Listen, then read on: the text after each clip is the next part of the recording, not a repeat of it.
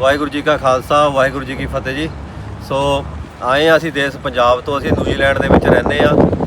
ਪਿੰਡ ਤਾਂ ਸਾਡਾ ਵਜੀਦਪੁਰ ਆ, ਪਰ ਲੋਕੀ ਮੈਨੂੰ ਦੀਪਾ ਵਜੀਦ ਵਾਲਾ ਕਹਿੰਦੇ ਆ। ਤੇ ਇੱਕ ਸਾਡੇ ਨਿਊਜ਼ੀਲੈਂਡ ਦੇ ਵਿੱਚ ਸਿਲਵੀਆ ਪਾਰਕ ਦੇ ਵਿੱਚ ਇੱਕ ਨਵੀਂ ਸੁਪਰਮਾਰਕੀਟ ਖੁੱਲੀ ਆ, ਜਿਹਦਾ ਨਾਮ ਇੱਕ ਹੀ ਆ ਹੋਮ ਫਰਨੀਚਰ ਕਰਕੇ ਆ। ਤੇ ਸਵੀਡਨ ਦੀ ਇਹ ਜਿਹੜੀ ਕੰਪਨੀ ਸਵੀਡਨ ਦੀ ਆਈ ਹੈ ਨਿਊਜ਼ੀਲੈਂਡ ਦੇ ਵਿੱਚ, ਇਹਨਾਂ ਦਾ ਪਹਿਲਾ ਸਟੋਰ ਖੁੱਲਿਆ ਆ। ਤੇ ਇਹਦਾ ਆਪਾਂ ਤੁਹਾਨੂੰ ਅੱਜ ਝਾਕਾ ਵਾਕਾ ਕਰਾਵਾਂਗੇ ਅੰਦਰੋਂ। ਸੋ ਜੁੜੇ ਰਹੇ ਵੀਡੀਓ ਦੇ ਨਾਲ। ਤੇ ਵੀਡੀਓ ਵਧੀਆ ਲੱਗੀ ਤਾਂ ਲਾਈਕ ਤੇ ਸ਼ੇਅਰ ਜ਼ਰੂਰ ਕਰ ਦਿਓ।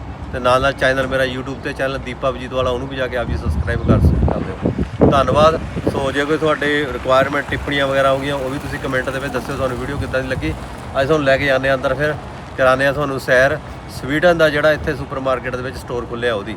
ਸਤਿ ਸ੍ਰੀ ਅਕਾਲ। ਗੱਡੀਆਂ ਦੀਆਂ ਲਾਈਨਾਂ ਲੱਗੀਆਂ ਹੋਈਆਂ, ਭਰਨ ਲੱਗ ਪਿਆ ਸਵੇਰੇ ਸਵੇਰੇ।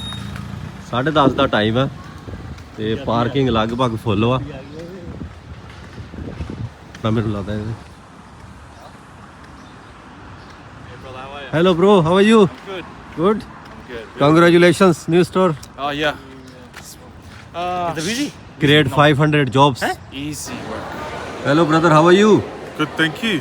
So what are you doing here bro? Security. Security, okay. Security guard. You're security man. So what's this is the store name, and what is like today is opening day or something? Store name's IKEA. So today is the second day or first day? The second day. Second day opening. Looks like very rush this morning. Yeah. Oh man. Really busy out here. So do you want to say anything? Just want to say, Special like just come down, check it out. PowerPoint of the day? Yeah, come down. A lot of stuff here you can look. The kids, family, yeah. Bring your family and everything available. Bring here your for whole eat. tribe.